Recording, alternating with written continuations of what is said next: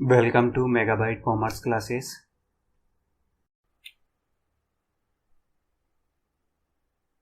आज हम डिस्कस करेंगे कॉमर्स 12th क्लास अकाउंटेंसी का पार्ट सेकंड का chapter first, accounting for share capital. तो देखो, सबसे पहले तो इसने यहाँ पर कंपनी का इंट्रोडक्शन दिया है। तो एक्चुअल में यहाँ पर इसने कंपनी की डेफिनेशन नहीं दी है कि कंपनी होती क्या है। तो देखो, अगर मैं आपको नॉर्मल वे में समझाऊं तो एक जो कंपनी होती है वो एक ऑर्गेनाइजेशन होता है, एक संगठन होता है जिसको कि बहुत सारे लोग मिलकर के चलाते हैं। वो लोग क्या करते हैं, इस ऑर्गेनाइजेशन के लिए पैसा लेकर के आते हैं और इसको चलाते हैं। मतलब ये एक बिजनेस होता है जिसका जो नॉर्मली ऑब्जेक्ट होता है, जो उद्देश्य होता है, वो प्रॉफिट अर्न करना होता है। और देखो, हर कंपनी को जो है वो कंपनी एक्ट 2013 में के जो भी रूल्स और रेगुलेशंस होते हैं उन्हें जो होता है फॉलो करना होता है। जैसे कि देखो, एक रियल लाइफ का जैसे मैं एग्जांपल दूं तो जैसे रिलायंस है, डीमार्ट है, पेटीएम है, जोमेटो है, वोडाफोन आइडिया है। तो ये सब क्या है, कंपनीज है। और इन सब कंपनीज के अंदर क्या होते हैं, बहुत सारे लोगों ने पैसा लगाया हुआ होता है और जो लोग पैसा लगाते हैं उनको देखो शेयर होल्डर कहा जाता है। मतलब जो भी पर्सन किसी कंपनी का अगर शेयर परचेज करता है, बाई करता है, तो वो उस कंपनी का शेयर होल्डर हो जाता है। और जो शेयर होल्डर होते हैं वो उस कंपनी के ओनर होते हैं। लेकिन देखो, एक कंपनी के क्या होते हैं, जो शेयर होल्डर होते हैं वो बहुत ज़्यादा होते हैं। इसी वजह से ये पॉसिबल नहीं होता कि वो सब लोग मिलकर के कंपनी को चलाए। मतलब कि कंपनी के मैनेजमेंट में पार्टिसिपेट करें, जो भी डिसीजन लेने हैं regarding working capital, regarding production, या किसी तरह का कोई भी एक्सपेंशन करना हो कंपनी का, तो इस तरह के जो भी डिसीजन लिए जाते हैं रिगार्डिंग कंपनी, तो वो सब लोग तो नहीं ले सकते। तो इसी वजह से क्या होता है, ये जो शेयर होल्डर होते हैं ये आपस में ही कुछ लोगों को चुन लेते हैं और उन लोगों को जो है कंपनी के डायरेक्टर कहा जाता है। और ये लोग ही क्या करते हैं, कंपनी को चलाते हैं। और देखो, हर कंपनी को जो है कंपनी एक्ट 2013 के अंडर में क्या होता है, उसका रजिस्ट्रेशन करवाना जरूरी होता है। अगर आपने रजिस्ट्रेशन नहीं करवाया तो एक तरीके से वो जो है कंपनी ही नहीं मानी जाती है। अब देखो, यहाँ पर एक बहुत ही इम्पोर्टेंट बात जो है इसने कही है। अब देखो, जो कंपनी होती है ना वो एक आर्टिफिशियल पर्सन जो होती है मानी जाती है, जो कि क्या होता है, इनविजिबल होता है, अदृश्य होता है और सिर्फ लॉ के अकॉर्डिंग ही क्या एग्जिस्ट करता है। तो देखो, जैसे आर्टिफिशियल पर्सन है तो इसको भी कुछ क्या होते हैं, एक नॉर्मल पर्सन की तरह राइट होते हैं। जैसे कि एक कंपनी किसी के ऊपर केस कर सकती है या फिर कोई व्यक्ति कंपनी के ऊपर केस कर सकता है। इस तरीके से कंपनी किसी पार्टी के साथ एग्रीमेंट कर सकती है या कोई पार्टी कंपनी के साथ एग्रीमेंट कर सकती है, असेट्स को बाई कर सकती है, सेल कर सकती है, अपनी लाइबिलिटीज़ का पेमेंट कर सकती है, इस तरीके से। और देखो, यहाँ जो नीचे लिखा है, कंपनी की जितनी भी कैपिटल होती है ना, वो कैपिटल देखो शेयर में डिवाइड हुई होती है, जिसको कि शेयर कैपिटल कहा जाता है। अब देखो, इसने लिखा तो नहीं है लेकिन एक्चुअल में शेयर कैपिटल भी देखो 2 टाइप की होती है, इक्विटी शेयर कैपिटल और प्रेफरेंस शेयर कैपिटल। ये आगे डिस्कस करेंगे कि दोनों क्या होती है। और डिबेंचर एक दूसरा जो इसने टाइप बताया, डिबेंचर, जिसको कि नॉर्मली देखो पहले के टाइम पे बॉन्ड भी बोला जाता था, ऋणपत्र। तो वो भी जो होता है वो भी कैपिटल का ही इसका हिस्सा होता है। लेकिन देखो, इन्हीं के अकॉर्डिंग कैपिटल क्या है, अलग अलग तरीके से बोली जाती है। जैसे कि अगर इक्विटी शेयर के लिए है तो उसको बोलेंगे equity share capital, preference share के लिए है तो प्रेफरेंस शेयर कैपिटल। और ऐसे डिबेंचर से जो है वो कैपिटल जो है मतलब कि रिसीव हुई है तो उसे बोलेंगे डेब्ट कैपिटल, क्योंकि ये डेब्ट लिया हुआ है किसी पार्टी से, जो कि उसको वापस पे भी करना पड़ेगा, इसलिए ये डेब्ट कैपिटल की कैटेगरी में आती है। तो देखो, ये यहाँ पर बोल रहा है, इसमें हम डेब्ट कैपिटल के बारे में डिस्कस नहीं करेंगे, सिर्फ जो शेयर कैपिटल है, equity share capital, preference share capital, सिर्फ उसी के बारे में डिस्कस करेंगे। अगला देखते हैं, features of A company, company की विशेषताएं। अब देखो यहाँ पर जो ये बोल रहा है, जो कंपनी होती है वो लोगों का ग्रुप होता है, पर्सन्स का ग्रुप होता है। क्यों, जैसे कि मैंने ऊपर ये डिस्कस किया था कि ये जो होते हैं ये लोग पैसा लेकर के आते हैं कंपनी के लिए, और इस तरीके से ये कंपनी के शेयर होल्डर हो जाते हैं, और जो शेयर होल्डर होते हैं वही कंपनी के ओनर माने जाते हैं। और जो ये लोग शेयर होल्डर जो पैसा लेके आते हैं, यही जो होती है कंपनी की कैपिटल होती है, और इसी पैसे से क्या होता है, कंपनी को चलाया जाता है।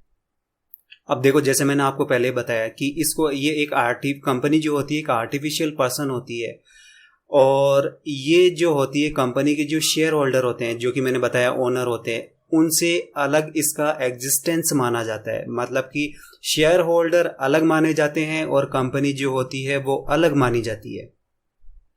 क्योंकि देखो कुछ स्टूडेंट्स शायद इस तरीके भी समझ सकते हैं कि भाई जो कंपनी का ओनर होगा वो शायद कंपनी और कंपनी के जो ओनर होते हैं वो अलग अलग नहीं होंगे, एक ही होंगे, क्योंकि ओनर ही तो कंपनी को चलाते हैं। ऐसा नहीं होता, कंपनी जो होती है वो अलग मानी जाती है, जैसे कि वो पर्सन ही अलग है कंपनी, और जो शेयर होल्डर होंगे वो अलग पर्सन कंसीडर किए जाते हैं, दोनों अलग अलग माने जाते हैं। अब देखो कई बार जैसे कि क्या बोलते हैं, प्रॉमिसरी नोट लिखे जाते हैं, या फिर सपोज करो कि जैसे कि चेक इशू किए जाते हैं, तो जो भी व्यक्ति चेक इशू करता है वो अपने सिग्नेचर करता है, मतलब अथोराइज करता है कि हाँ जो भी इसमें अमाउंट लिखी है उसका पेमेंट कर दिया जाए, तो सिग्नेचर करता है। और कंपनी किस तरीके से सिग्नेचर करेगी, क्यों, क्योंकि वो तो आर्टिफिशियल पर्सन है, तो एक्चुअल में वो सिग्नेचर की जगह क्या करती है, अपनी सील का इस्तेमाल करती है। सील मतलब मोहर। तो अगर मान लो किसी भी डॉक्यूमेंट पे, ठीक है, अगर कंपनी की सील लगी हुई है, इसका मतलब ये है कि कंपनी की सिग्नेचर है उस डॉक्यूमेंट पे। बिल्कुल वैसे ही जैसे कि देखो जैसे अपन कई बार बैंक में पैसा डिपॉजिट कराने जाते हैं, ठीक है, तो हम लोग क्या करते हैं, जो डिपॉजिट की स्लिप होती है उसे फिलअप करते हैं, और उसको फिलअप करके पैसा जो है वो काउंटर पे दे देते हैं, वो डिपॉजिट कर लेता है। और वो क्या करता है, रिसिप्ट के ऊपर जिस भी बैंक में आप जमा करा रहे हो, जैसे आईसीआईसीआई बैंक में आप डिपॉजिट करा रहे हो पैसा, तो वो क्या करेगा, आईसीआई बैंक की सील जो होगी वो उस स्लिप पे लगा के आपको वापस दे देगा। तो वो सील क्या है, वो सील जो है आईसीआई बैंक के सिग्नेचर है। वो सील उस आईसीआईसीआई बैंक जो कि आर्टिफिशियल पर्सन है उसके सिग्नेचर कंसीडर किए जाते हैं। अब देखो मैं नेक्स्ट पेज पे आ गया हूं, तो यहाँ पर इसने जो है कंपनी के कुछ कैरेक्टरिस्टिक्स मतलब एक तरीके से विशेषताएं जो होती है वो दी है। पहला पॉइंट देखते हैं, बॉडी कॉर्पोरेट। तो देखो क्या होता है, जितनी भी कंपनीज बनती है उन सब कंपनीज को जो कंपनी एक्ट 2013 के जो रूल्स और रेगुलेशंस है उन्हें क्या होता है, फॉलो करना होता है। और इनके रूल्स के अकॉर्डिंग क्या होता है, कंपनी को बनाया जाता है, और इसी के अकॉर्डिंग कंपनी का रजिस्ट्रेशन कराया जाता है। अब देखो आप एक चीज ध्यान दो, ये बैंकिंग और जो इंश्योरेंस की कंपनीज होते हैं उनके जो रूल्स और रेगुलेशंस होते हैं वो बाकी कंपनीज से क्या होते हैं, अलग होते हैं। अब बैंकिंग मतलब कि जैसे एसबीआई का बैंक, आईसीआईसीआई का बैंक, ऐसे ही इंश्योरेंस भी बहुत सारे हैं, जैसे कि एलआईसी है, एचडीएफसी लाइफ है, तो ये इंश्योरेंस कंपनी है। तो इनके लिए कंपनी एक्ट 2013 के जो रूल्स रेगुलेशंस होते हैं वो अलग होते हैं बाकी और कंपनी से। सेकंड नंबर का देखते हैं, सेपरेट लीगल एंटिटी। तो देखो मतलब ये जो होती है, देखो जैसे अभी मैंने पहले आपको बताया कि कंपनी जो होती है वो आर्टिफिशियल पर्सन होती है और ये अपने शेयर होल्डर से अलग होती है, ठीक है। तो एक नॉर्मल पर्सन की तरह ये भी क्या कर सकती है, असेट्स को बाई कर सकती है, सेल कर सकती है, अपने किसी एक्सटर्नल लायबिलिटी का पेमेंट कर सकती है, किसी पर्सन या किसी पार्टी के साथ कोई एग्रीमेंट कर सकती है, या उस पार्टी के ऊपर क्या कर सकती है, वो केस कर सकती है अगर वो कॉन्ट्रैक्ट को मतलब कि कॉन्ट्रैक्ट के अकॉर्डिंग अगर वो वर्क नहीं करता है, तो ये जो है अपने नाम से बैंक अकाउंट खोल सकती है, इस तरह के। अगला देखते हैं, लिमिटेड लायबिलिटी। अब देखो वैसे ये बोल तो रहा है कि लायबिलिटी जो होती है वो लिमिटेड होती है। देखो ऐसा नहीं है, एक्चुअल में कंपनीज की अनलिमिटेड लायबिलिटी वाली कंपनीज भी होती है, बस इंडिया में नहीं है, बात ऐसा है। तो इसके अकॉर्डिंग देखते हैं ये यहाँ पर क्या कह रहा है। जो मेंबर्स होते हैं, मेंबर मतलब कंपनी के जो शेयर होल्डर होते हैं, उन शेयर होल्डर की लायबिलिटी सिर्फ उस अमाउंट तक होती है जितनी भी अमाउंट के इन्होंने कंपनी के शेयर बाई किए हुए हैं। और जितने भी शेयर जैसे कि इन्होंने बाई किए हैं, अगर इनका ये पूरा पेमेंट कर चुके हैं तो इनकी फिर कोई लायबिलिटी नहीं है। जैसे सपोज करो रिलायंस कंपनी है, रिलायंस कंपनी के मैं क्या करता हूँ, 10,000 के शेयर परचेज करता हूँ, लेकिन सपोज करो मैंने जो पेमेंट किया है कंपनी को वो सिर्फ 5,000 का किया है, ठीक है। कल को मान लो कि रिलायंस कंपनी बंद हो जाती है तो मैं भी लायबल रहूंगा, लेकिन कितनी अमाउंट तक, सिर्फ 5,000 की अमाउंट तक ही। क्यों? क्योंकि 10,000 के मेरे पास शेयर थे और 5,000 का तो ऑलरेडी मैं पेमेंट कर चुका हूँ, लेकिन 5,000 का मैंने पेमेंट नहीं किया है मेरे जो भी मैंने शेयर्स बाई किए उसके रिगार्डिंग। तो जब मैं ये 5,000 का और पेमेंट कर दूंगा तो मेरी लायबिलिटी क्या होगी, खत्म हो जाएगी। मतलब मेरी लायबिलिटी जो है वो सिर्फ अनपेड अमाउंट, जो कि शेयरों की अनपेड अमाउंट है, सिर्फ वहीं तक सीमित है। अब देखो ये आगे बोल रहा है, अगर कोई कंपनी है जो कि गारंटी द्वारा सीमित है, ठीक है, तो उस केस में क्या होता है, जो मेंबर्स होते हैं कंपनी के, ठीक है, उनकी जो लायबिलिटी होती है वो उनके द्वारा दी गई गारंटी तक क्या होती है, सीमित होती है, गारंटी तक लिमिटेड होती है। अब देखो वैसे क्या होता है, अनलिमिटेड कंपनी जो ये तो लिमिटेड लायबिलिटी वाली जो है कंपनी की बात की गई है, लेकिन अनलिमिटेड लायबिलिटी वाली कंपनीज भी होती है, लेकिन वो क्या होती है, इंडिया में नहीं होती, और इसके बारे में इस पॉइंट में इसने डिस्कस नहीं किया है। अगला पॉइंट देखो, परपेचुअल सक्सेशन। तो देखो इसमें इसका कहने का मतलब है कंपनी हमेशा ही चलती रहती है।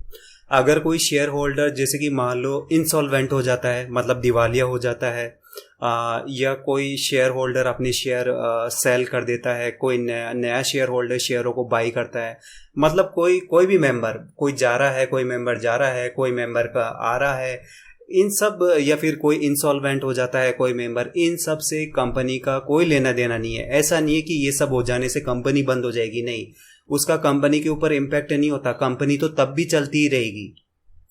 देखो कंपनी को सिर्फ एक ही तरीके से बंद किया जाता है, लॉ के थ्रू बंद किया जा सकता है, दूसरा तरीका नहीं है। अब देखो अगला देखते हैं, कॉमन सील। तो देखो ये वही है जो पीछे डिस्कस किया हमने कि कंपनी क्या होती है, एक आर्टिफिशियल पर्सन होती है, तो वही वो सिग्नेचर तो कर नहीं सकती, तो वो किस तरीके से एग्रीमेंट करेगी किसी भी पार्टी के साथ, तो वो क्या करती है, सील का यूज करती है, और जो सील होती है वही उसका जो है सिग्नेचर माना जाता है। जैसा अभी पहले मैंने बैंक का एग्जांपल दिया था कि बैंक में जैसे हम पैसा जमा करवाने जाते हैं तो डिपॉजिट वो स्लिप जो देता है हमें वापस रिटर्न जो करता है, उस पे जो होती है आईसीआई बैंक की मोहर होती है, सील होती है। तो वो सील क्या होती है, वो आईसीआईसीआई बैंक के सिग्नेचर है, कि मतलब बैंक ने मुझे सिग्नेचर करके दिए हैं कि हाँ आपके पैसे जो है मेरे बैंक में डिपॉजिट हो गए हैं। और कल को जैसे कि बैंक में पैसे डिपॉजिट अगर वो बैंक में डिपॉजिट नहीं होते हैं तो फिर मैं क्या करूँगा, मैं उस कंपनी के खिलाफ केस कर सकता हूँ कोर्ट में, और जिसके लिए जो प्रूफ होगा वो डॉक्यूमेंट होगा जिसपे उसकी सील है, मतलब जिसपे उसके सिग्नेचर है। तो मैं कल को ये भी कह सकता हूँ कि ये देखो कंपनी की जो सिग्नेचर भी है यहाँ पर, तो वो प्रूफ है मेरा।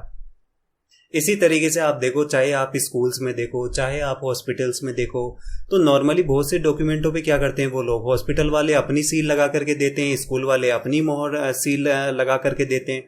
तो वो क्या है, वो सिग्नेचर है उस हॉस्पिटल के या उस स्कूल के, जो कि क्या है, एक आर्टिफिशियल पर्सन है।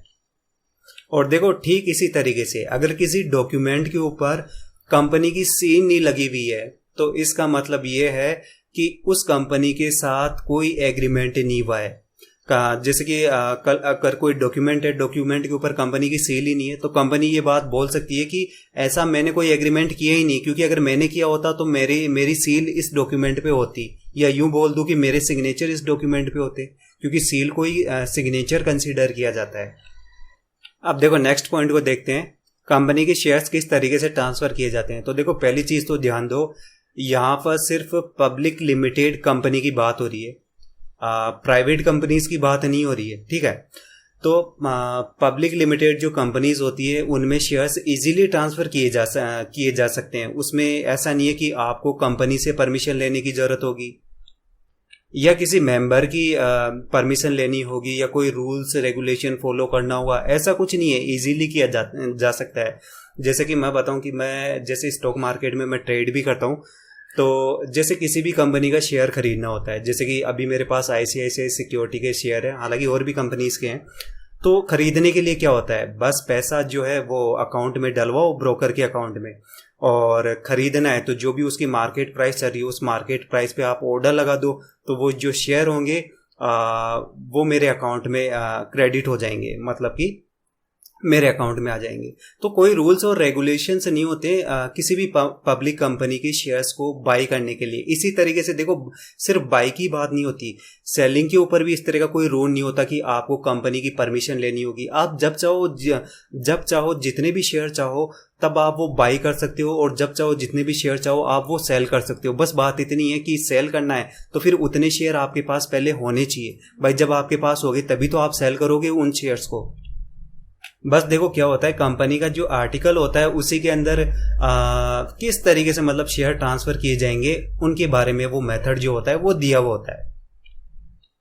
अगला पॉइंट देखते हैं। तो देखो, जैसा पहले मैंने आपको बताया अभी कि कंपनी किसी भी पार्टी के साथ जो होती है वो एग्रीमेंट कर सकती है, और अगर वो पार्टी जो होती है कॉन्ट्रैक्ट के अकॉर्डिंग वर्क नहीं करती है तो कंपनी क्या कर सकती है, उस पार्टी के ऊपर केस कर सकती है। इसी तरीके से अगर कंपनी जो है उस एग्रीमेंट के अकॉर्डिंग नहीं चले तो वो पार्टी भी क्या है, कंपनी के ऊपर केस कर सकती है। मतलब उल्टा भी हो सकता है, कोई भी किसी के ऊपर केस कर सकता है। पार्टी कंपनी के ऊपर केस कर सकती है या कंपनी पार्टी के ऊपर केस कर सकती है, दोनों में से कुछ भी हो सकता है। जैसे कि मैं एक आपको एग्जांपल दूं कि सपोज करो कोई कंपनी है रिलायंस। रिलायंस जो है किसी रॉ मटेरियल सप्लाई करने वाले क्रेडिटर से कॉन्ट्रैक्ट करती है कि वो 6 मंथ तक उसे क्या है रेगुलर जो होगे रॉ मटेरियल सप्लाई करेगा, ठीक है। और सपोज करो जिस पार्टी के साथ या जिस क्रेडिटर के साथ ये जो एग्रीमेंट हुआ, वो पार्टी क्या करती है 3 मंथ के बाद में क्या करती है, रॉ मटेरियल का सप्लाई करना बंद कर देती है, ठीक है। तो इस केस में रिलायंस क्या कर सकती है, इस क्रेडिटर के ऊपर केस चला सकती है। अगला पॉइंट देखते हैं, कंपनियों के प्रकार, मतलब टाइप्स ऑफ कंपनीज। तो देखो बेसिस मतलब आधार के ऊपर क्या होता है, कंपनीज 2 टाइप की हो सकती है। पहली तो क्या है, मेंबर्स की लाइबिलिटी के बेस पे होता है, ठीक है, कि मेंबर्स की अनलिमिटेड लाइबिलिटी है, लिमिटेड लाइबिलिटी है, इसके अकॉर्डिंग। और दूसरे तरीके से जो कंपनी को कैटेगराइज किया गया है वो देखो नंबर ऑफ मेंबर्स, मतलब कि मेंबर्स कितने हैं, 10 है, 20 है, 50 है, इसके अकॉर्डिंग जो होते हैं कंपनी को कैटेगराइज किया गया है। तो देखो, जो सबसे पहले इसने बताया है ये मेंबर्स की लाइबिलिटी के बेस पे बताया है कि कंपनी कितने प्रकार की होती है, कितने टाइप की होती है। तो फर्स्ट नंबर पे है लिमिटेड बाय शेयर्स। तो देखो ये वही है जो पहले मैंने आपको एग्जांपल दिया, वही बात ये यहाँ पर बोल रहा है। जैसे कि मान लो रिलायंस की कंपनी है, रिलायंस की कंपनी के मैंने जो है 10,000 अमाउंट के शेयर्स जो है वो बाई किए, लेकिन इस 10,000 की अमाउंट में से मैंने रिलायंस की कंपनी को अभी तक जो पेमेंट किया है वो सिर्फ 5,000 के किए हैं। और सपोज करो जो रिलायंस की कंपनी का है डिसोल्यूशन हो जाता है, मतलब वो बंद हो जाती है, तो उस केस में क्या होगा, मेरे ऊपर देखो अभी भी लाइबिलिटी है, कितने की भाई 5,000 तो ऑलरेडी पे कर चुका और 5,000 और पे करने हैं, तो मेरी जो लाइबिलिटी है वो 5,000 की है। ये 5,000 जब मैं कंपनी को पे कर दूंगा तो जो मेरी लाइबिलिटी होगी वो पूरी खत्म हो जाएगी। तो यही बात इस फर्स्ट नंबर के पॉइंट में यहाँ पर ये डिस्कस कर रहा है। अब देखो यहाँ पर एक इंपॉर्टेंट बात और है, सपोज करो जैसे कि ये तो सिर्फ मैं एक ही हूँ, मतलब जो शेयर होल्डर है ये तो सिर्फ मैंने दिया, ऐसे कंपनी के और बहुत सारे शेयर होल्डर होंगे।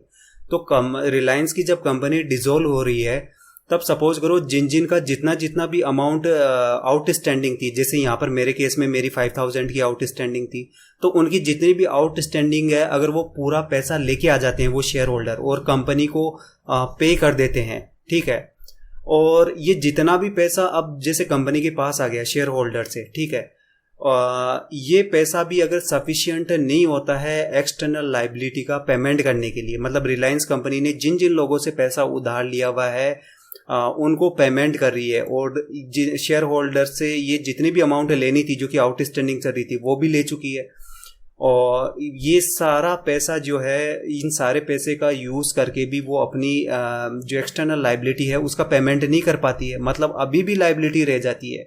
तो उस केस में फिर ऐसा नहीं हो सकता कि जो कंपनी है वो इन शेयर होल्डर से और पैसा मांगेगी, नहीं। क्यों? क्योंकि शेयर होल्डर्स की जो लाइबिलिटी थी वो तो सिर्फ उसी अमाउंट तक लिमिटेड थी जिस अमाउंट के उन्होंने शेयर्स लिए थे, और उस अमाउंट में से भी जितनी अमाउंट का उन्होंने पेमेंट नहीं किया, सिर्फ उतनी अमाउंट के लिए वो लायबल थे। मतलब इस केस में क्या होगा, जब कंपनी को और पैसा चाहिए तो अभी ये पैसा जो है ये रिलायंस कंपनी अपने शेयर होल्डर से नहीं मांग सकती। अब देखो मैं नेक्स्ट पेज पे आ गया हूँ, सेकंड नंबर का पॉइंट देखते हैं, लिमिटेड बाय गारंटी। तो इसके अंदर क्या होता है, जैसे कि मान लो फर्म के जो मेंबर अगर किसी अमाउंट की गारंटी देते हैं, और गारंटी भी कब, कंपनी जब डिसॉल्व होगी उस टाइम पीरियड के लिए। मतलब कि वो कहते हैं कि अगर कंपनी बंद हो जाती है, जैसे सपोज करो फर्म के जितने भी मेंबर हैं उनमें से सपोज करो मैं भी एक मेंबर हूँ, और कंपनी जो है वो रिलायंस है, और मैं ऐसे बोलता हूँ कि अगर कंपनी बंद हो जाती है तो मैं कंपनी को 1 लाख की अमाउंट जो है वो पे करूँगा, ठीक है। तो इस केस में अगर रिलायंस कंपनी बंद हो जाती है, डिसॉल्व हो जाती है, तो मैं क्या करूँगा, मैं कंपनी को 1000 का पेमेंट करूँगा। तो यही बात इस सेकंड नंबर के पॉइंट में कह रहा है। अगला देखते हैं, देखो अनलिमिटेड कंपनीज। तो देखो एक एग्जांपल देता हूं, सपोज करो रिलायंस कंपनी है, ठीक है। रिलायंस कंपनी के कई सारे मेंबर है, शेयर होल्डर है, ठीक है। और उन सारे शेयर होल्डर ने शेयर खरीदे हुए, और सपोज करो अभी भी उनका जो अमाउंट ड्यू चल रही है, जो उन्होंने शेयर खरीदे वो जो अमाउंट ड्यू चल रही है वो सपोज करो 5 लाख की है। मेरा कहने का मतलब इन शेयर होल्डर्स ने जितनी भी अमाउंट के शेयर खरीदे उनका पूरा पेमेंट नहीं किया है। उनमें से किसी का जो है 1000 का ड्यू चल रहा है, किसी का 10,000 का ड्यू चल रहा है। तो इस तरीके से जो टोटल ड्यू है वो 5 लाख का ड्यू है। मतलब कंपनी ने जितने भी शेयर्स इशू किए हैं जितनी भी अमाउंट पे, उनमें से 5000 की अमाउंट अभी भी कंपनी के पास रिसीव नहीं हुई है, ठीक है। या यूँ कह लो कि कंपनी ने अभी तक मांगी ही नहीं है, कुछ भी मान लो आप।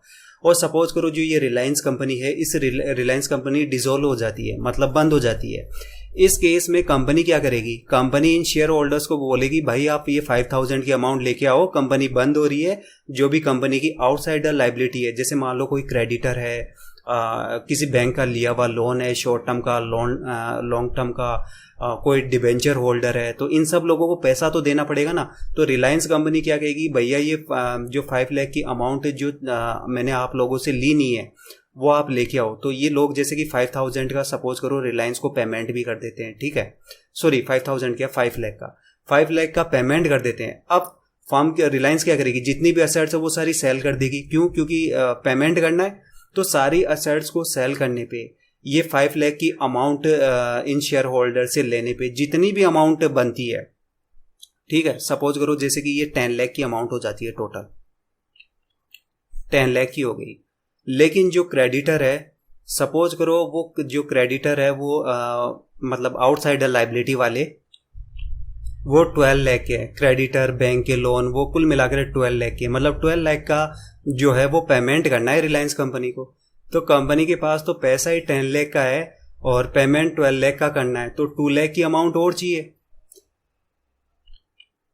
तो ये 2 लाख की अमाउंट कहाँ से आएगी? जो ये रिलायंस कंपनी है इसके जो भी शेयर होल्डर्स है, ये शेयर होल्डर्स ये 2 लाख की अमाउंट और लेके आएंगे। कहने का मतलब कि शेयर होल्डर्स ने जितनी भी अमाउंट के शेयर खरीदे थे, अगर वो उस पूरी अमाउंट का पेमेंट कर भी देते हैं, ठीक है, और फर्म जैसे कि डिसॉल्व होती है, तो जितनी भी अमाउंट कम रहेगी, जैसे इस केस में 2 लाख की अमाउंट है कम, तो उतनी अमाउंट क्या करेंगे, ये शेयर होल्डर्स पे करेंगे इस रिलायंस कंपनी को। तो कहने का मतलब ये हुआ कि अनलिमिटेड लाइबिलिटी के अंदर जो होता है, आपकी लाइबिलिटीज, आपने जितनी अमाउंट के शेयर खरीदे हैं सिर्फ वहीं तक सीमित नहीं हो जाती, वहीं तक लिमिटेड नहीं है, बल्कि फर्म के पेमेंट के लिए, फर्म की जो एक्सटर्नल लाइबिलिटी है उसके पेमेंट के लिए शेयर होल्डर्स की जो पर्सनल असेट्स है, जैसे उनका घर, गाड़ी, बैंक बैलेंस, ये तक जो होता है बेचना पड़ सकता है। लेकिन देखो एक चीज ध्यान दो, इस तरह की जो कंपनीज है वो अपने इंडिया में नहीं है। अब देखो इसने दूसरे तरीके से क्लासिफाई किया है, नंबर ऑफ मेंबर्स के बेस पे, मतलब कि मेंबर्स कितने हैं उसके बेस पे। तो देखते हैं पहला टाइप, नंबर ऑफ मेंबर्स के बेस पे, पब्लिक कंपनी। देखिए यहाँ पर ये बोल रहा है अगर कोई कंपनी प्राइवेट कंपनी नहीं है तो वो एक पब्लिक कंपनी होती है। तो ये तो देखो ऑब्वियसली बात है कि नॉर्मली कंपनी दो टाइप की होती है, हालांकि एक तीसरी भी होती है पर्सन कंपनी, लेकिन नॉर्मली इसकी बात नहीं की जाती। तो भाई अगर प्राइवेट कंपनी नहीं है तो ऑब्वियसली वो जो होगी पब्लिक कंपनी होगी।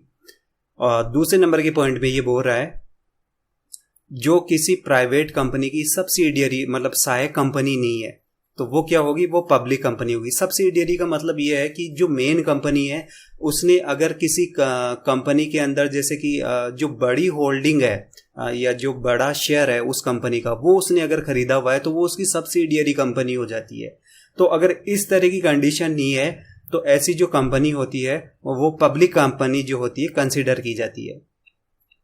और वैसे लिखा हुआ नहीं है लेकिन देखो नंबर ऑफ जो मेंबर्स होते हैं इस पब्लिक कंपनी में नॉर्मली काफ़ी ज़्यादा होते हैं। सेकंड नंबर का देखते हैं, प्राइवेट कंपनी। ए नंबर का पॉइंट देखते हैं, इसके जो शेयर्स होते हैं प्राइवेट कंपनी के शेयर्स आप इजीली ट्रांसफ़र नहीं कर सकते हो। तो देखो एक्चुअल में क्या होता है कि ये जो प्राइवेट कंपनीज होती है ऐसा नहीं है कि आप इसके शेयर किसी को भी सेल कर दो, नहीं, इसके लिए पहले जो होती है कंपनी से परमिशन लेनी होती है, इसके कुछ रूल्स रेगुलेशंस होते हैं उनको फॉलो करना होता है, तब आप दूसरे को क्या करते हो, शेयर ट्रांसफ़र कर सकते हो।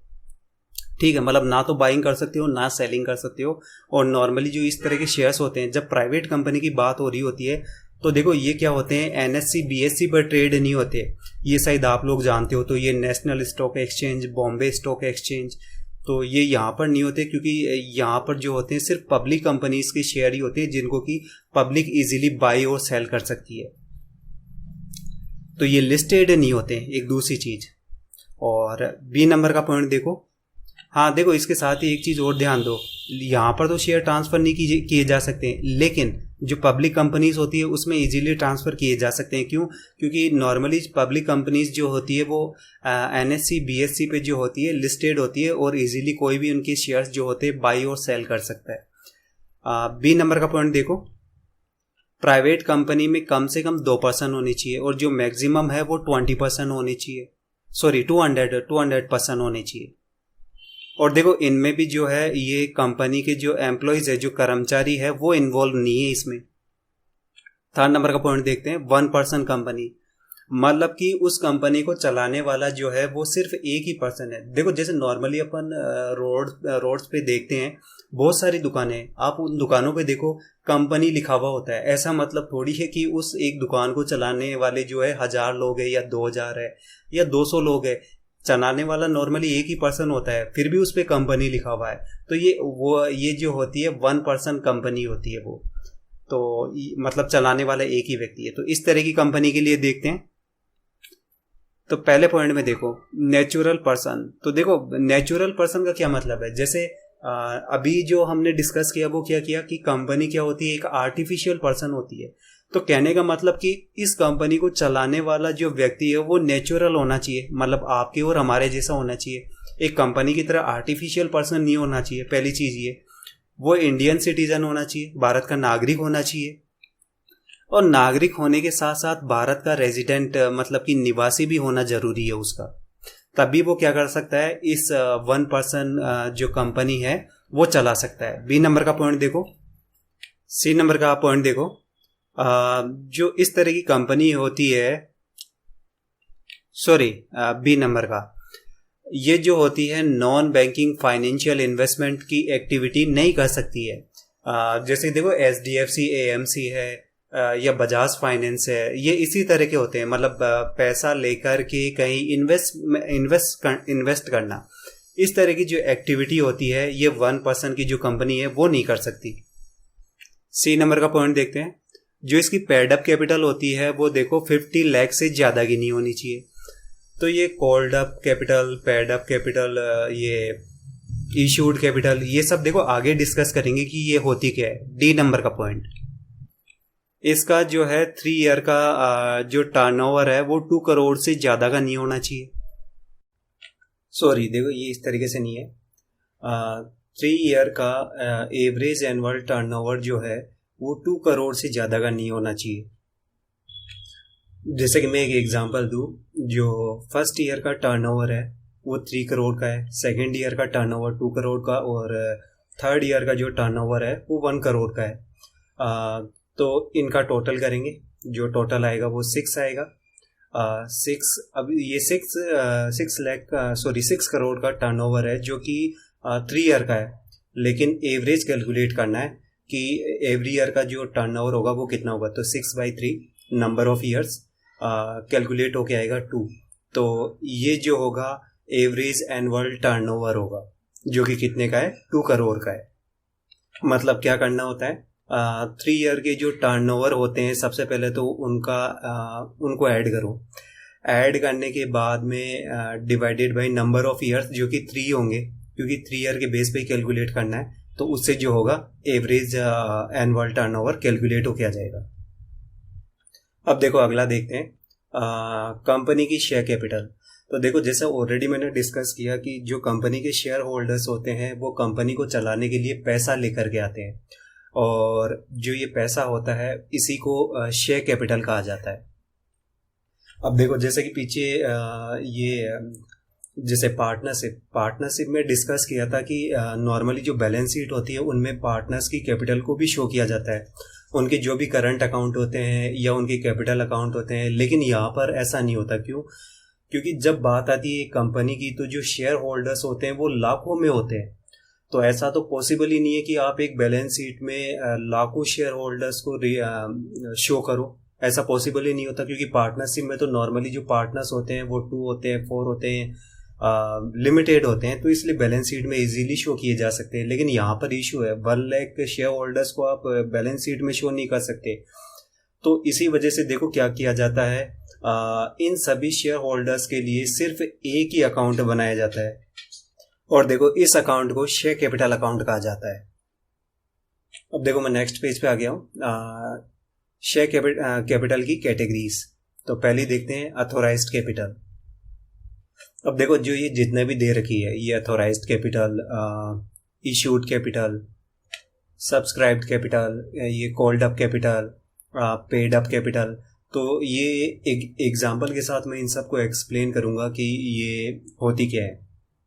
जैसे सपोज करो कि एक नई कंपनी है XYZ, और कंपनी जब अपना रजिस्ट्रेशन करवाने रजिस्ट्रार ऑफिस जाएगी तो उसको क्या है, कंपनी के रिगार्डिंग सारी डिटेल्स देनी होती है। जैसे कंपनी का जो ऑफिस है वो कहाँ है, और कंपनी के जो प्रोमोटर है वो कौन कौन है, उनका एड्रेस, नाम, पता, जो कंपनी की असेट्स कितनी है, कंपनी की कौन कौन सी लाइबिलिटी है, सारी लाइबिलिटीज है, एक्सटर्नल इंटरनल, वो सारी मतलब कंपनी के रिगार्डेड जितनी भी डिटेल्स होती है वो सारी देनी पड़ती है रजिस्ट्रेशन के टाइम पे।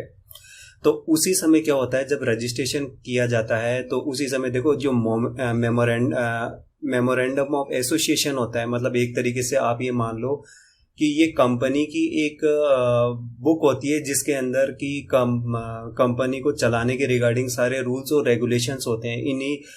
इन्हीं को फॉलो करते हुए क्या होती है, कंपनी चलाई जाती है। तो इसमें ही क्या होता है, ये मेमोरेंडम ऑफ एसोसिएशन में क्या होता है, इसमें अथोराइज्ड जो कैपिटल होती है ना वो दी हुई होती है। अथोराइज्ड कैपिटल को देखो इस तरीके से समझा जा सकता है कि ये जो होती है कंपनी की मैक्सिमम शेयर कैपिटल को डिनोट करती है, कि कंपनी की मैक्सिमम जो शेयर कैपिटल है वो कितनी हो सकती है। और ये जो अथोराइज्ड कैपिटल होती है इसको कंपनी एक्ट 2013 का जो प्रोसीजर है उसको फॉलो करते हुए इंक्रीज और डिक्रीज किया जा सकता है। तो देखो अगर मैं एक तरीके से दूसरे शब्दों में बोलूँ तो ये जो अथोराइज्ड कैपिटल होती है ये वो पैसा है जो मैक्सिमम कंपनी क्या कर सकती है, इशू कर सकती है शेयर होल्डर के लिए। मतलब जब नई कंपनी बनाई जाती है तो भाई चलाने के लिए उसको पैसा चाहिए। तो जो ये कंपनी है XYZ ये लोगों से मैक्सिमम 1 लाख की जो अमाउंट है वो ले सकती है, इससे ज़्यादा की नहीं ले सकती। तो इसे ही बोलते हैं अथोराइज्ड कैपिटल। तो जैसे कि इस केस में मैंने क्या माना है कि जो कंपनी XYZ है उसकी जो अथोराइज्ड कैपिटल है वो 1 लाख की है। अब आप एक चीज़ ध्यान दो, इसमें ये कोई ज़रूरी नहीं है कि ये कंपनी एक साथ ही 1 लाख की जो अमाउंट है वो अपने शेयर होल्डर से मांग ले। ऐसा कोई ज़रूरी नहीं है। ऐसा हो सकता है कि 1 लाख में से सपोज करो कि जैसे कि 40,000 की अमाउंट ये अभी मांग ले, और बाकी जो रिमेनिंग अमाउंट है 60,000 की, हो सकता है फर्म को जब भी बाद में कैपिटल एक्सपेंडिचर करना हो, या जब भी कोई और दूसरे वर्किंग कैपिटल या इस तरह की कोई भी रिक्वायरमेंट हो जिसके के लिए कंपनी को पैसा चाहिए हो, तब वो इस 60,000 की अमाउंट को जो है अपने शेयर होल्डर से मांग सकती है। या फिर ऐसा हो सकता है कि भाई एडिशनल जो शेयर है वो इशू कर सकती है। और एक चीज़ ध्यान दो, जितनी भी ये जैसे अथोराइज्ड कैपिटल होती है, इस अथोराइज्ड कैपिटल से ज़्यादा की अमाउंट को ये कंपनी जो है इशू नहीं कर सकती है। मतलब जो इशूड कैपिटल है वो कभी भी अथोराइज्ड कैपिटल से ज़्यादा नहीं हो सकती। मैक्सिमम इसके इक्वल हो सकती है या फिर इससे कम हो सकती है, लेकिन ज़्यादा नहीं हो सकती किसी भी केस में। अब देखो अगला देखते हैं, इशूड कैपिटल। तो देखो जैसे कि ये जो 1 लाख की मैंने बताई XYZ कंपनी की, ये जो है अथोराइज्ड कैपिटल है। मतलब ये वो मैक्सिमम अमाउंट है जो कि कंपनी जो है लोगों से रिसीव कर सकती है, ये वो मैक्सिमम अमाउंट है। अब इस 1 लाख में से भी जैसे कि सपोज करो कंपनी क्या करती है, 40,000 की जो शेयर कैपिटल है वो इशू कर देती है। कहने का मतलब ये है कि ये लोगों को इनवाइट करती है कि आप हमें 40,000 की अमाउंट दो। अब ये इसके शेयर हो सकते हैं, शेयरों के अंदर ये डिवाइड होती है। जैसे कि सपोज करो 40 शेयर्स है और हर एक शेयर की जो प्राइस है वो 1000 की है, तो ये 40,000 की जो होगी अमाउंट हो जाएगी। तो जैसे कि XYZ जो फर्म है, इस 1 लाख जो कि अथोराइज्ड कैपिटल है, इसमें से 40,000 मतलब कि ये जो है 40 शेयरों को इशू कर देती है, जिनकी की जो फेस वैल्यू है वो 1000 की है। तो इस तरीके से ये कितनी अमाउंट को इशू कर देगी, 40,000 की अमाउंट को इशू कर देगी। जब 1000 को 40 से मल्टीप्लाई करेंगे ये 40,000 आएगा। तो जो लोग इंटरेस्टेड होते हैं वो लोग क्या करेंगे, कंपनी के शेयर को खरीदेंगे। या तो कंपनी इक्विटी शेयर्स इश्यू करेगी या प्रेफरेंस शेयर्स इश्यू करेगी, और उसी से क्या करेंगे, जो लोग इंटरेस्टेड है वो कंपनी के इन शेयरों के लिए एप्लीकेशन डालेंगे। इस तरीके से कंपनी के पास जो होगा वो 40,000 की अमाउंट आएगी। तो जो ये कंपनी ने 40,000 का इशू जारी किया लोगों के लिए कि आप हमें 40,000 की अमाउंट दो, जो इंटरेस्टेड लोग हैं वो हमारी कंपनी के शेयर खरीदो। तो कंपनी ने क्या किया, 40 शेयर इशू कर दिए और हर एक शेयर की जो फेस वैल्यू है वो 1000 की है। तो ये जो अमाउंट है 40,000, इसको बोलते हैं इशूड कैपिटल। अब इनमें एक इम्पोर्टेंट बात यह है कि इन शेयरों में कुछ शेयर जो हो सकते हैं वो उन क्रेडिटर को या जिस किसी से, जैसे कि बैंक ने जिनको भी पेमेंट करना है, उनको भी कंपनी क्या कर सकती है, ये शेयर इशू कर सकती है। अब देखो कंपनी की जो अथोराइज्ड कैपिटल जो है वो 1 लाख की, इशू कितने की 40,000 की, अभी भी कितनी बची हुई 60,000 की। तो ये जो 60,000 की जो शेयर कैपिटल है जो इसकी बची हुई है उसको अनइश्यूड कैपिटल कहा जाता है। और देखो ये 60,000 की जो अमाउंट है, या फिर मैं इसको यूँ बोल दूं कि 60,000 की जो शेयर कैपिटल है, इसको कंपनी जब भी कंपनी को पैसे की ज़रूरत लगेगी तब ये क्या कर सकती है, इसको इशू कर सकती है पब्लिक में। और फिर जो भी लोग इंटरेस्टेड होंगे कंपनी के शेयर को खरीदने के लिए वो इसके लिए एप्लीकेशन डालेंगे। तो अब देखो यहाँ पर ये कोई ज़रूरी नहीं है कि इशूड कैपिटल में जो है ये 40 शेयर्स ही इशू करे। ऐसी भी पॉसिबिलिटी है, जैसे कि देखो अथोराइज्ड कैपिटल कितने की है 1 लाख की, और इसके अंदर सपोज करो जैसे कि मैंने माना कि कंपनी के जो शेयर्स है वो 100 है और हर एक शेयर की जो फेस वैल्यू है वो 1000 की है।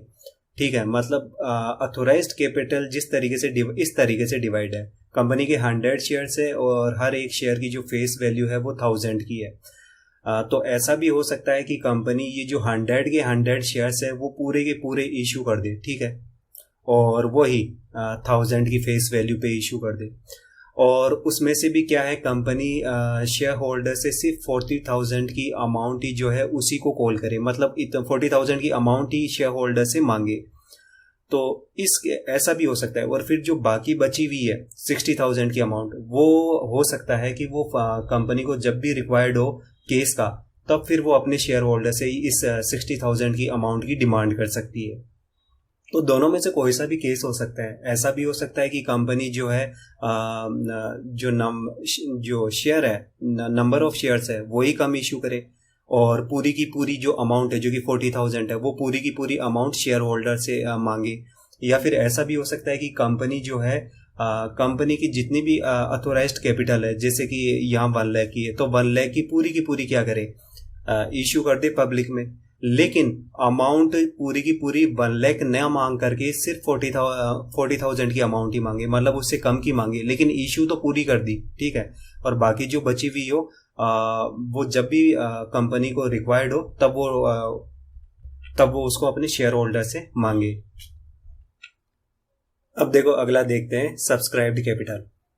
तो देखो कंपनी की अथोराइज्ड कैपिटल 1 लाख की, कंपनी ने 40 शेयर्स इशू किए, हर एक की फेस वैल्यू 1000 की, टोटल कितना हुआ 40,000।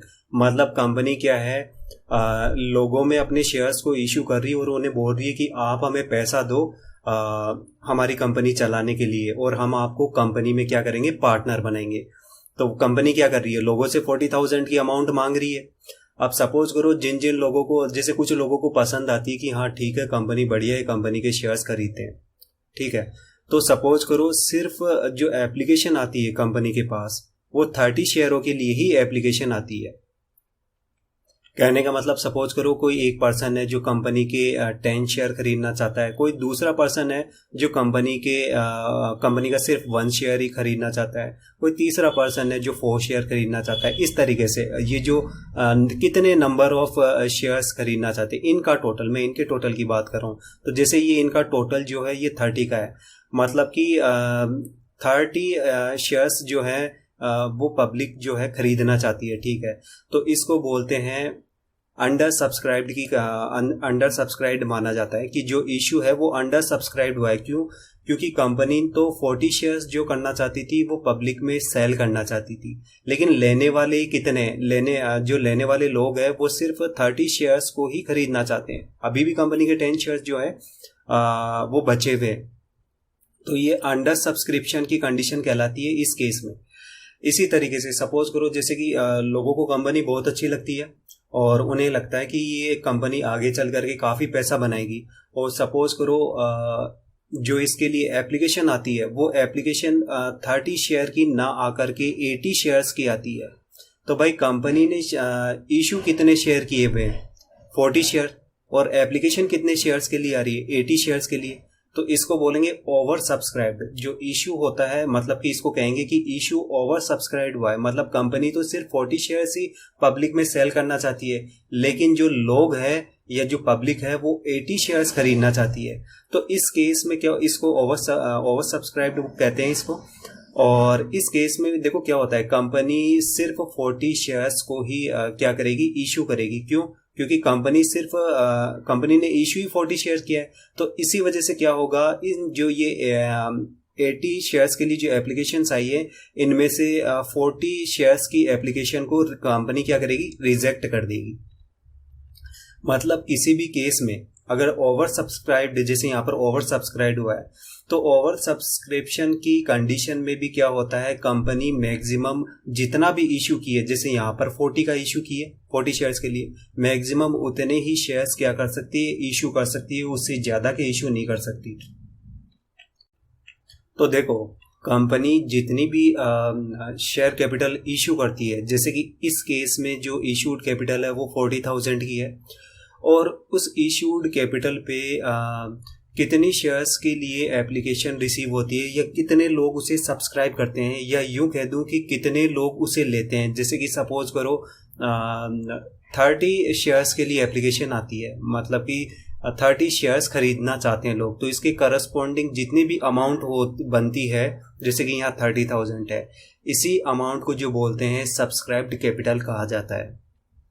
मतलब कि इशूड कैपिटल में से कितनी अमाउंट के लिए पब्लिक अप्लाई करती है उसी अमाउंट को सब्सक्राइब्ड कैपिटल कहा जाता है। जैसे इस केस में जैसे 30 भी है और ये क्या हुआ है, अंडर सब्सक्राइब्ड हुआ है, तो इसको अंडर सब्सक्रिप्शन बोलेंगे। ऐसे ही अगर 40 के लिए एप्लीकेशन आती है, मतलब कि अगर पब्लिक 40 शेयर्स लेना चाहती है तो मतलब 40,000 का जो सब्सक्रिप्शन है वो 40,000 अमाउंट का सब्सक्रिप्शन आया है, और इसी को बोला जाता है फुली सब्सक्राइब्ड।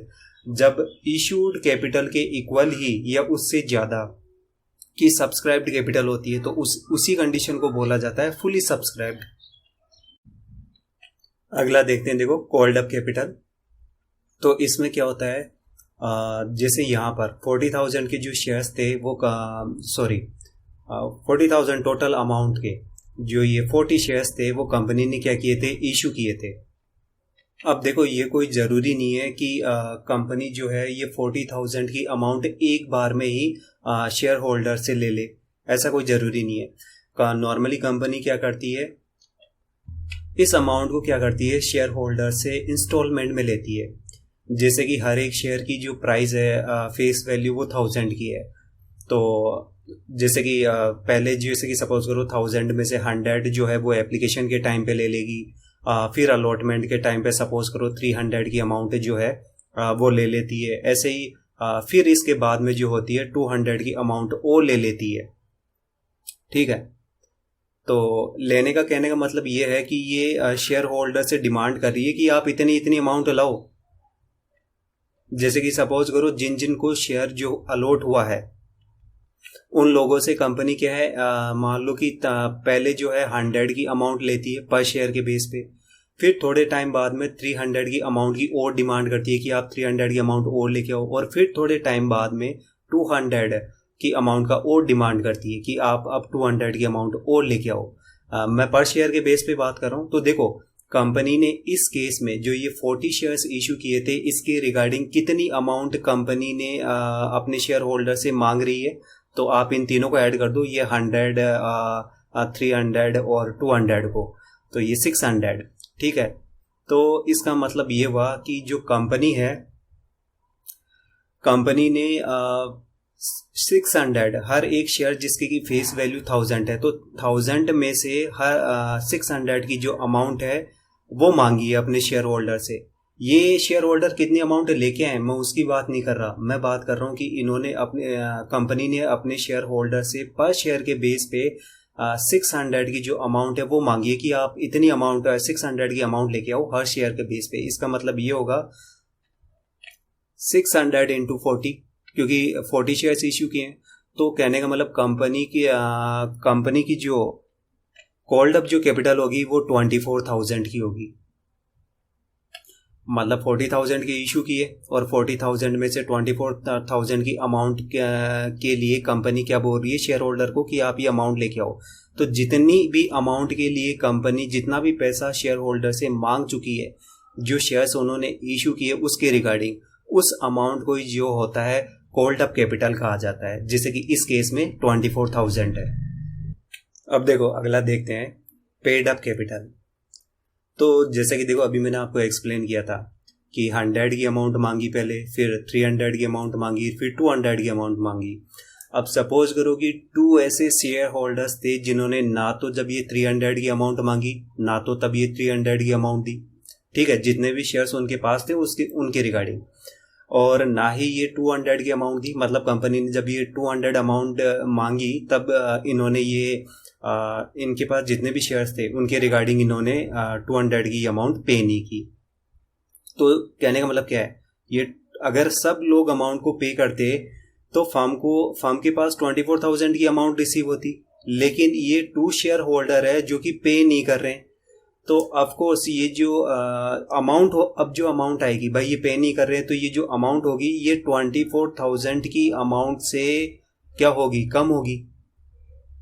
तो जैसे कि सपोज करो ये जो अमाउंट आएगी ये सपोज करो 22,000 की अमाउंट आएगी। ठीक है, तो इस 22,000 की अमाउंट को बोलेंगे पेड अप कैपिटल। मतलब जितनी भी राशि शेयर होल्डर से डिमांड की गई है उस डिमांड की हुई अमाउंट में से जितनी भी अमाउंट रिसीव होती है, या यूँ मान लो जितनी भी पेड कर दी जाती है उसे ही पेड अप कैपिटल बोलते हैं, इसीलिए इसका नाम पेड अप कैपिटल है। तो यहाँ पर इस केस में पेड अप कैपिटल कितनी है, 22,000 की।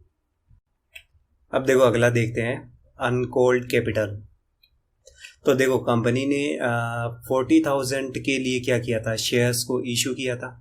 ठीक है, और उसमें से जो अमाउंट कितनी कोल्ड अप कैपिटल है, 24,000 की कोल्ड अप कैपिटल है। तो जब ये इशूड कैपिटल 40,000 में से जब आप कोल्ड अप कैपिटल जो कि 24,000 है, इसको जब आप लेस करोगे तो जो अमाउंट आएगी वो 16,000 की आएगी। तो इसी अमाउंट को बोलते हैं अनकोल्ड कैपिटल कहा जाता है। मतलब वो अमाउंट जो कि कंपनी ने क्या की है, अभी तक मांगी नहीं है रिगार्डिंग जितने भी शेयर्स, जितनी भी अमाउंट के शेयर्स आपने इशू किए हुए हैं, उन शेयर्स के रिगार्डिंग जो कि इशू हो चुके हैं, उनके रिगार्डिंग जितने भी अमाउंट कंपनी ने अभी तक मांगी नहीं है, उसी अमाउंट को बोलते हैं अनकोल्ड कैपिटल। और फ्यूचर में जब कभी भी कंपनी को केस की रिक्वायरमेंट होगी, तब वो क्या करेगी, तब वो इस अमाउंट के लिए कॉल करेगी, मतलब शेयर होल्डर से मांगेगी। अगला देखते हैं, नेक्स्ट पेज पे आ गया हूँ, देखो मैं, रिजर्व कैपिटल। तो ये क्या होती है, तो सपोज करो जैसे कि कंपनी की हर एक शेयर की फेस वैल्यू जो दी मैंने बताई 1000 की है। अब सपोज करो कंपनी क्या करती है, जैसे कि ये 100, 300, 200 इसी तरीके से क्या करती है, सारी अमाउंट जो करती है वो मांग लेती है शेयर होल्डर से। सिर्फ 100 की पर शेयर पे 100 की जो अमाउंट है उसको नहीं मांगती है। और वो कंपनी क्या सोचती है कि जब कंपनी बंद होगी, जब कंपनी का डिसल्यूशन होगा, उस समय वो क्या करेगी, जो ये पर शेयर पे 100 रुपीज जो ये नहीं मांगी है कंपनी, तब उस समय वो डिमांड करेगी इस 100 की पर शेयर के अकॉर्डिंग। तो इस अमाउंट को जो कंपनी क्या करती है, कंपनी के डिसल्यूशन के टाइम पे मांगती है। तो इसी अमाउंट को जो कहा जाता है रिजर्व कैपिटल कहा जाता है। तो इस केस में जैसे कि मैंने बताया कि पर शेयर पे 100 रुपीज़ की जो है कंपनी ने अभी तक डिमांड नहीं की है, मांगे नहीं है। तो मतलब कितने हो गए, 100 तो शेयर्स है और हर शेयर पे 100 रुपीज़ जो है उसकी डिमांड नहीं की, मतलब जो है 10,000। जो ये 10,000 की जो ये अमाउंट आएगी, ये रिजर्व कैपिटल है कंपनी की। और कंपनी का नॉर्मली ऐसा करने का रीज़न ऐसा होता है कि जैसे कि कंपनी को अगर जैसे कभी कंपनी का डिसल्यूशन होता है, तो उस केस में अगर ऐसी स्थिति आ जाए कि जिन जिन एक्सटर्नल लाइबिलिटीज़ वालों को पेमेंट करना है उतनी अमाउंट ही फर्म के पास नहीं हो, तो एक तरीके से ये फंड हो गया कि भाई ये पैसा रिजर्व है और ये पैसा इन आउटसाइडर लाइबिलिटी वालों के लिए है। तो इसी वजह से कंपनी क्या करती है, जो ये अमाउंट होती है रिगार्डिंग शेयर कैपिटल जो भी इशू की है वो नहीं मांगती है, ताकि लास्ट में जब फर्म का डिसल्यूशन हो तो ये अमाउंट जो है एक्सटर्नल लाइबिलिटीज़ के पे करने के काम में आए। अब देखो ये इसने डायग्राम दिया है यहाँ पर, तो ये सब मैं बता चुका हूँ। अथोराइज्ड कैपिटल, ये इशूड कैपिटल, अनइशूड कैपिटल क्या होती है, सब्सक्राइब्ड कैपिटल क्या है, ये देखो थोड़ा सा एक अलग है जो कंबाइन में दिया है, subscribed and fully paid up. तो देखो जैसे कि मैंने आपको एग्जांपल दिया था, कंपनी ने जैसे कि 40,000 के शेयर कैपिटल को जो किया था, इशू किया था, और शेयर 40,000 की शेयर कैपिटल के लिए जैसे कि एप्लीकेशन आई, ठीक है, लेकिन कंपनी ने की जो कॉल्ड अप कैपिटल थी वो 24,000 की है, जैसे कि मैंने बताया। तो इस केस में क्या होगा, इस केस में जो इसे माना जाएगा सब्सक्राइब्ड हुई है और फुली पेड अप नहीं माना जाएगा, sorry, subscribe but not fully paid up. क्यों? क्योंकि जो अमाउंट रिसीव हुई है, देखो कॉल्ड अप कैपिटल सिर्फ 24,000 की है।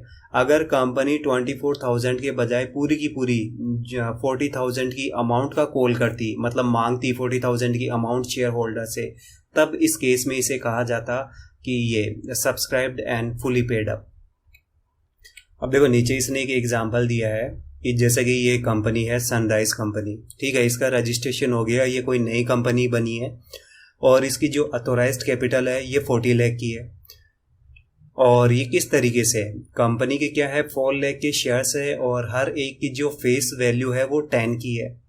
तो 4 लाख को 10 से मल्टीप्लाई करेंगे तो ये जो है 40 लाख की अमाउंट आ जाएगी, तो 40 लाख की शेयर कैपिटल हो जाएगी। अब देखो कंपनी क्या करती है, कंपनी पब्लिक को ऑफर करती है 2 लाख शेयर्स, मतलब कि पब्लिक को इनवाइट करती है कि आओ और आप हमारे ये 2 लाख शेयर्स जो है वो आप बाई करो और हम आपको क्या करेंगे, शेयर होल्डर बनाएंगे हमारी कंपनी में, ठीक है। अब 2 लाख शेयर इशू कर रही है, इसका मतलब क्या हुआ, ये इसकी इशूड कैपिटल जो होगी वो कितनी होगी भाई, 2 लाख इंटू इसकी फेस वैल्यू 10, तो ये 20 लाख, मतलब कि जो इशूड कैपिटल होगी वो 20 लाख की होगी। अब देखो जैसे मैंने बताया, ये कोई ज़रूरी नहीं है कि पूरी की पूरी अमाउंट क्या करे कंपनी एक साथ ही शेयर होल्डर से डिमांड करे। वो नॉर्मली क्या करती है, इंस्टॉलमेंट में डिमांड करती है अमाउंट की। जैसे कि ये क्या बोल रहे हैं, जैसे कि देखो शेयर की वैल्यू कितनी, फेस वैल्यू 10 की, या यूँ बोल दो, देखो फेस वैल्यू मतलब नॉर्मली आप वैल्यू भी बोल सकती हो।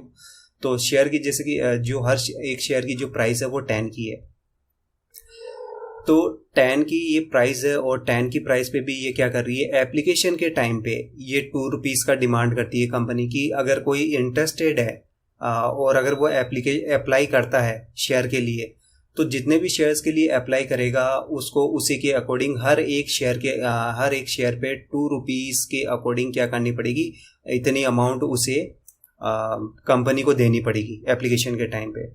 इसी तरीके से 3 रुपीज़ जो होंगे उसे अलॉटमेंट पे देने होंगे, और फर्स्ट कॉल पे जो होंगे वो 3 रुपीज़ देने होंगे। और देखो जो बची हुई अमाउंट होगी, मतलब कि ये 3368, मतलब ये 2 रुपीज़, मतलब 10 माइनस 8 करोगे तो ये 2 आ जाएगा। तो पर शेयर पे जो ये 2 रुपीज़ की जो अमाउंट रिमेनिंग है, ये अमाउंट फाइनल कॉल पे कंपनी क्या करेगी, शेयर होल्डर से मांगेगी। मतलब एप्लीकेशन के टाइम पे हर एक शेयर पे कंपनी 2 रुपये लेती है शेयर होल्डर से, अलॉटमेंट के टाइम पे हर एक शेयर पे 3 रुपये लेती है, और फर्स्ट कॉल पे हर एक शेयर पे 3 रुपीज़ लेती है, और ऐसे ही जो ये फाइनल कॉल है, फाइनल कॉल पे 2 रुपये लेती है। और देखो कंपनी के पास जो एप्लीकेशंस आती है वो 2,50,000 की आती है। अब आप देखो कंपनी ने जो शेयर इशू किए वो 2 लाख के इशू किए, जो एप्लीकेशन आई वो 2,50,000 की आई। इसका मतलब क्या हुआ, ये जो है ओवर सब्सक्राइब्ड हुआ है। अब देखो जैसे मैंने पहले बताया कि मैक्सिमम कंपनी क्या कर सकती है, जितने भी शेयर्स इशू किए हैं उतने ही क्या कर सकती है, अलॉट कर सकती है। तो इस केस में भी देखो 2 लाख ही अलॉट कर सकती है, 2 लाख से ज़्यादा के शेयर अलॉट नहीं कर सकती है।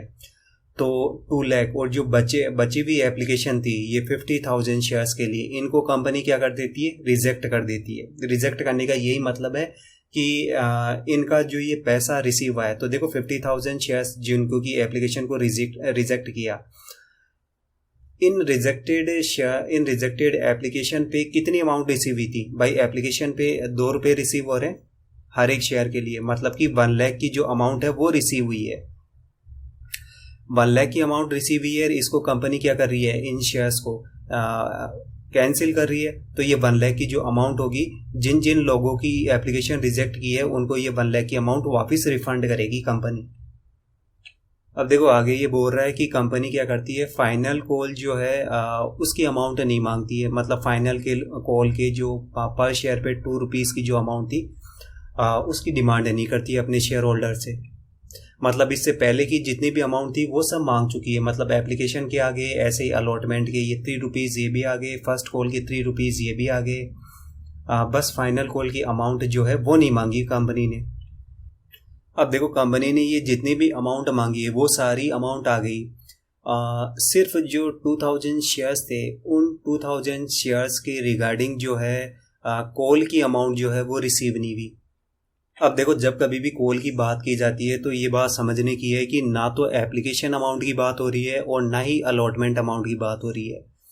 ये बात कर रहा है कॉल का, जो कि फर्स्ट कॉल भी हो सकता है, सेकंड कॉल भी, थर्ड कॉल भी। अब यहाँ पर जैसा कि पता है कि सिर्फ फर्स्ट कॉल ही हुआ है, और सेकंड कॉल की तो अभी तक जो है कंपनी ने सेकंड कॉल की अमाउंट मांगी ही नहीं है। तो बात यहाँ पर हो रही है फर्स्ट कॉल की। तो फर्स्ट कॉल पे आप देखो फर्स्ट कॉल पे अमाउंट कितनी मांगी, पर शेयर पे 3 रुपीज़ की अमाउंट की डिमांड की है कंपनी ने, और इन 2000 शेयर्स पे ये अमाउंट रिसीव नहीं हुई। मतलब टोटल कितनी अमाउंट रिसीव नहीं हुई, 2000 इंटू 6, सॉरी 2000 इंटू 3, तो ये 6000 की अमाउंट जो है कंपनी को रिसीव नहीं हुई है। तो देखो वैसे ऐसे क्वेश्चन में दिया हुआ नहीं है, जैसे कि जो ये पब्लिक में इशू किए जाते हैं शेयर्स और फर्स्ट टाइम, ये नॉर्मली जो इसको बोला जाता है ये IPO बोला जाता है, इसको इनिशियल पब्लिक ऑफर। भाई जब नई नई कंपनी आती है जिसका रजिस्ट्रेशन होता है तो उसे पैसे की ज़रूरत होती है, तो वो पैसा क्या करती है, वो पब्लिक के अंदर एडवर्टाइज़ करती है कि हमारी ये कंपनी है और हमको पैसे की ज़रूरत है, वो बाकी सारी डिटेल उसमें दी हुई होती है कि कंपनी की इतनी असेट्स है, इतनी लाइबिलिटी है, कंपनी क्या काम करती है, वगैरह वगैरह, प्रमोटर कौन है। और फिर ये जो एडवर्टाइजमेंट किया, इसको देख करके लोग क्या करते हैं, जिन जिन लोगों को कंपनी अच्छी लगती है वो क्या करते हैं, एप्लीकेशन लगाते हैं, और जितने भी शेयर्स वो खरीदना चाहते हैं उतने की शेयर्स के लिए वो एप्लीकेशन लगाते हैं। तो इसे एक्चुअल में आईपीओ कहा जाता है।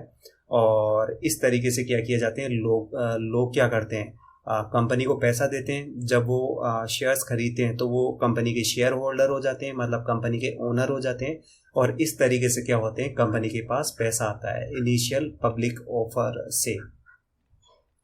अब देखो ये टेबल में इसमें अथोराइज्ड कैपिटल कितनी है। अथोराइज्ड कैपिटल बोल लो या रजिस्टर्ड या नॉमिनल कैपिटल, बात एक ही होती है। तो क्वेश्चन में जैसा कि दिया हुआ है, ये जो है 40 लाख की अथोराइज्ड कैपिटल है, तो ये 40 लाख। अब देखो आप एक चीज़ ध्यान दो, जैसे कि यहाँ पर शेयर कैपिटल की बात हो रही है, तो ये कुछ भी हो सकता है। ये इक्विटी शेयर कैपिटल भी हो सकती है, ये प्रेफरेंस शेयर कैपिटल भी हो सकती है, दोनों में से कुछ भी हो सकती है। या हो सकता है इसमें से कुछ जो अमाउंट है वो इक्विटी शेयर कैपिटल की है, कुछ जो अमाउंट है वो प्रेफरेंस शेयर कैपिटल की है। अब देखो जैसा कि क्वेश्चन में दिया कि 2 लाख के शेयर्स क्या किए, इशू कर दिए, ठीक है, और फेस वैल्यू कितनी की है, 10 की। तो मल्टीप्लाई करेंगे 20 लाख, तो मतलब कि जो इशूड कैपिटल है वो 20 लाख की है। तो ये इशूड कैपिटल शो कर दी। अब देखो यहाँ पर जैसे ये सब्सक्राइब्ड कैपिटल की बात कर रहा है, तो यहाँ पर सब्सक्राइब्ड कैपिटल में जो यहाँ पर है ये 20 लाख जो है इसको शो करने चाहिए सब्सक्राइब्ड कैपिटल। अब देखो कॉल्ड अप कैपिटल देखते हैं। तो कॉल्ड अप कैपिटल के लिए इस तरीके से है कि कंपनी ने जैसे कि 2 लाख शेयर्स जो है वो इशू किए, और पर शेयर पे ये 2 रुपीज़ एप्लीकेशन के भी रिसीव हो गए, अलॉटमेंट के 3 रुपीज़ भी रिसीव हो गए, फर्स्ट कॉल के 3 रुपीज़ भी ये अगर रिसीव होते हैं पूरे, तो कितनी अमाउंट बनेगी ये 68, मतलब 2 लाख को आप 8 से मल्टीप्लाई कर दो तो जो अमाउंट आएगी वो 16 लाख की आएगी। मतलब कंपनी जो है वो 16 लाख की अमाउंट के लिए डिमांड कर चुकी है अपने शेयर होल्डर से, अगर मैं नॉर्मल वे में बोलूँ तो, ठीक है। लेकिन इस 16 लाख में से जैसे कि क्वेश्चन में दिया हुआ है, जैसा ये 2000 शेयर्स के रिगार्डिंग जो ये फर्स्ट कॉल की जो ये अमाउंट थी वो रिसीव नहीं हुई, तो टोटल जैसे कि 2000 इंटू 3, तो ये 6000 की अमाउंट जो है वो रिसीव नहीं हुई है। तो जो पेड अप कैपिटल होगी वो देखो आप लेस कर दो, इस 16 लाख में से 6000 आप लेस कर दो, तो जो वैल्यू आएगी 15,94,000। तो ये जो पेड अप कैपिटल है ये 15,94,000 की होगी। मतलब कि कंपनी ने जो है वो 16 लाख अमाउंट की डिमांड की अपने शेयर होल्डर से, और शेयर होल्डर से इस डिमांड को करने पे 15,94,000 की अमाउंट रिसीव हुई। जो रिसीव होती है, जो पे कर दी जाती है, वो पेड अप कैपिटल है। अगर आपको वीडियो अच्छा लगा हो तो लाइक करें, सब्सक्राइब करें। Thank you for watching.